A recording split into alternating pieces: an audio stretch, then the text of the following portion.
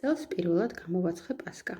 ყოველთვის მეზარებოდა დროის დახარჯვა და მეგონა რომ არ ამომივიდოდა და ჩამივარდებოდა. როგორც ხედავთ, კარგად ამოვიდა, საკმაოდ ფაფუკი და გემრიელი პასკა გამომივიდა. დაგჭირდება ცოტაოდენ რძე, 1 ჩაის კოვზი შაქარი, 20 გრამი დროჟი და 3 სადილის კოვზი ფქვილი. კარგად გადაურიეთ, დააფარეთ პირსახოცი და გადაიტანეთ თბილ ადგილას. 4 კვერცხი, 2 კვერცხის გული, 400 მილიგრამი შაქარი, გადაურიეთ, კარგად უნდა ათქვიფოთ, მე საკმაოდ დიდი ხანი ვთქვიფე, სადღაც 4 წუთი დამჭირდა, რომ ესე გათეთრებულიყო, შემდეგ დავუმატეთ ცოტა მარილი, 350 მილილიტრი რძე დაგჭირდებათ ჯამში, 2 სადილის კოვზი არაჟანი, გამდნარი კარაქი, 200 მილიგრამი, შემდეგ გაფუებული დროჟი, როგორც ხედავთ, საკმაოდ გაბევრდა, გაორმაგდა, კი არა, გაათმაგდა რამის ჩემი დროჟი, როგორც ხედავთ.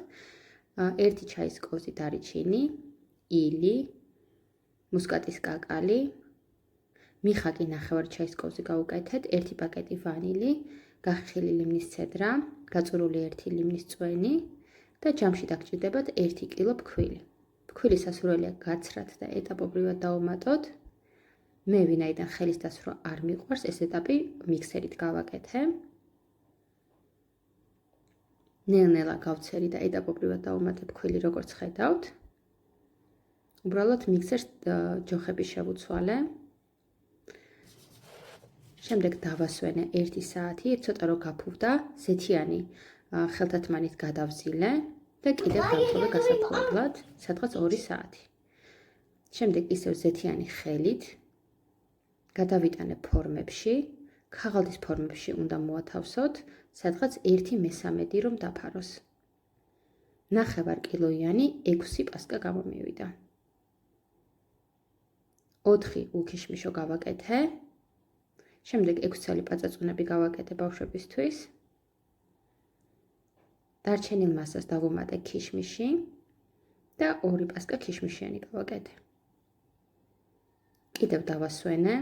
პატარები რო სანამ შევაგდე გამოსაცხობად, ღუმელთან მოვათავსე, დიდი ზომის პასკები რო კარგად გაფუებულიყო, პატარა პასკების გამოცხობა სადღაც 9 საათი დასჭირდა. დიდი ზომის პასკები მოვათავსე ღუმელში, ქვედა წვაზე 9 საათის მანძილზე 170 გრადუსზე.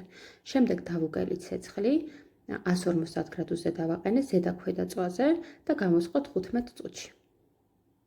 როგორც ხედავთ, საკმაოდ კარგად ამოვიდა, უგემრიელესი და უფაფუკესი გამოვიდა. იმედია თქვენც ცდით.